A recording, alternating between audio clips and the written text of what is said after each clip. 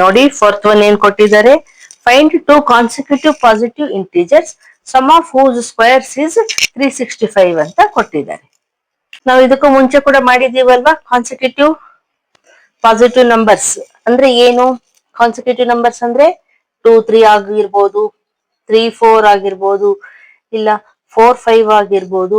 ಅಂದ್ರೆ ಯಾವುದೇ ನಂಬರ್ ತಗೊಂಡ್ರೆ ಅದ್ರ ನೆಕ್ಸ್ಟ್ ನಂಬರ್ನೇ ತಗೊಂಡ್ರೆ ನಾವು ಅದು ಕಾನ್ಸಿಕ್ಯೂಟಿವ್ ನಂಬರ್ಸ್ ಅಂತ ಹೇಳ್ತೀವಿ ಅಲ್ವಾ.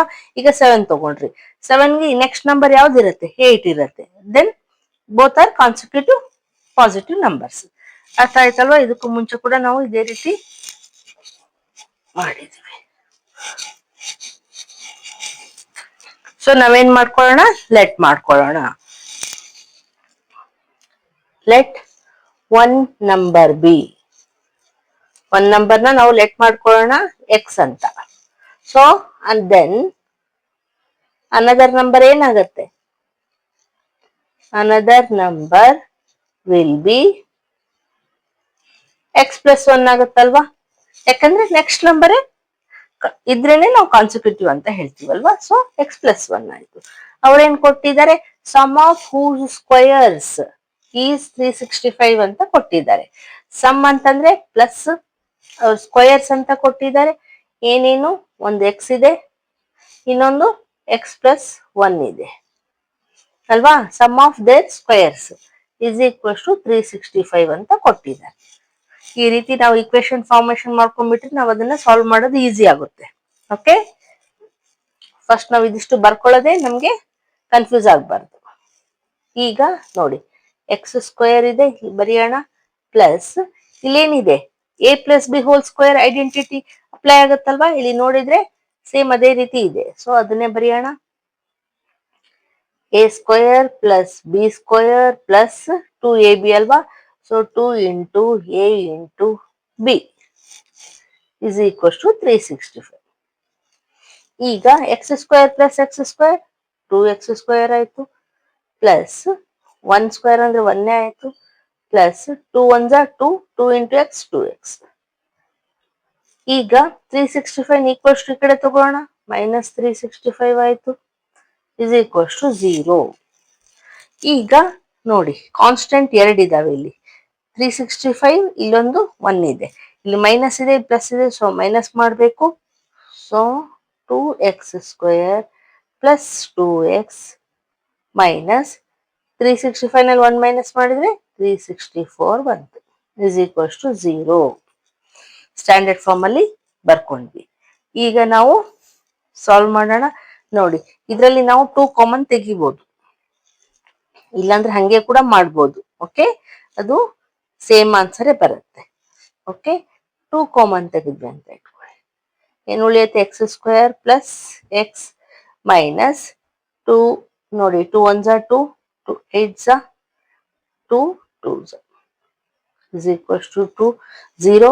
ಈ 2 ನ ಈಕ್ವಲ್ಸ್ ಈ ಕಡೆ ಹೋದ್ರೆ ಏನಾಗುತ್ತೆ? ಡಿವೈಡ್ ಆಗತ್ತೆ. ಸೊ ಈ 2 ಡಿವೈಡ್ ಆದ್ರೆ 0 ಬಂದ್ಬಿಡತ್ತೆ. So x square plus x minus 182 is equals to 0.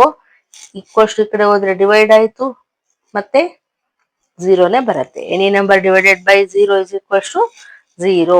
So direct ನಾನು 0ನೇ ಹಾಕಿರ್ತೀನಿ.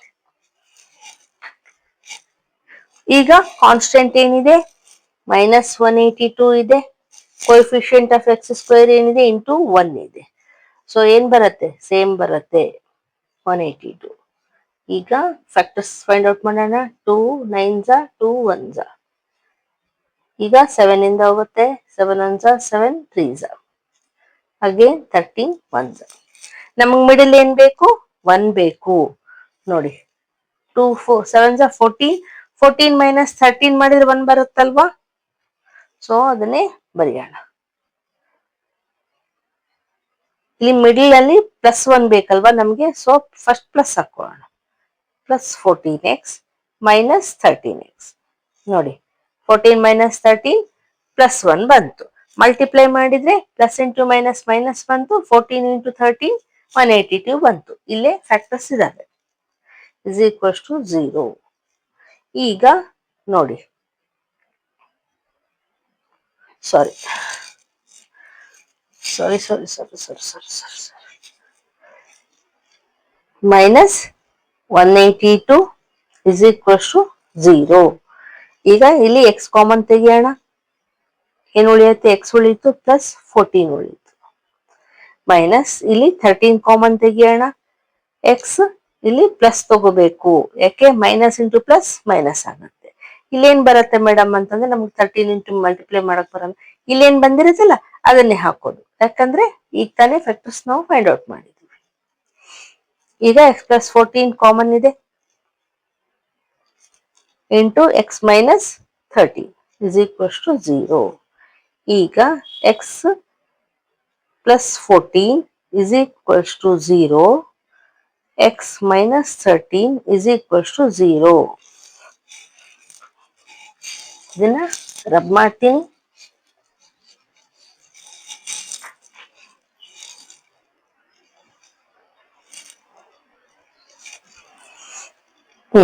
ನೋಡಿ, x plus 14 is equals to 0 ಇದೆ. So x is equals to ಈ 14 ಈಕ್ವಲ್ಸ್ ಈ ಕಡೆ ಕಳ್ಸಿದ್ರೆ ಏನಾಗುತ್ತೆ? x is equals to minus 14 ಬಂತು. ಸಾರಿ, minus 14 ಒಂದು ವ್ಯಾಲ್ಯೂ. ಇನ್ನೊಂದು ವ್ಯಾಲ್ಯೂ ಏನ್ ಬರುತ್ತೆ? ಎಕ್ಸ್ ಇಸ್ ಈಕ್ವಲ್ಸ್ ಟು ಈ ಮೈನಸ್ 13 ಈಕ್ವಲ್ಸ್ ಈ ಕಡೆ ಕಳ್ಸಿದ್ರೆ ಪ್ಲಸ್ 13 ಆಯ್ತು ಅಲ್ವಾ? So this is the one value. ಈಗ ಅವ್ರೇನ್ ಕೇಳಿದ್ದಾರೆ? ಫೈಂಡ್ 2 ಕಾನ್ಸಿಕ್ಯೂಟಿವ್ ಪಾಸಿಟಿವ್ ಇಂಟೀಜರ್ಸ್ ಅಂತ ಕೇಳಿದ್ದಾರೆ. ಸೊ ನೋಡಿ, ಇದು ನೆಗೆಟಿವ್ ಆಯ್ತಲ್ವಾ, ಮೈನಸ್ 14, ಇದು ಬಿಟ್ಬಿಡೋದು. ಪ್ಲಸ್ ಏನಿದೆ? X is equals to 13. So therefore ಒಂದ್ ನಂಬರ್ ಏನಂತ ಲೆಟ್ ಮಾಡ್ಕೊಂಡಿದ್ವಿ? ಎಕ್ಸ್ ಅಂತ ಲೆಟ್ ಮಾಡ್ಕೊಂಡಿದ್ವಿ. X is equals to 13. So another number ಏನಾಗಿತ್ತು?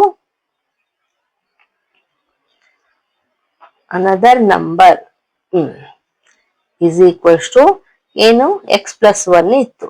ಸೊ ಎಕ್ಸ್ ವ್ಯಾಲ್ಯೂ ಏನಿದೆ? 13 plus 1 is equals to 14 is the answer. ಅಂದ್ರೆ ಒಂದ್ ನಂಬರ್ 13 ಆದ್ರೆ ಇನ್ನೊಂದು ನಂಬರ್ 14 ಅಂತ ಅರ್ಥ.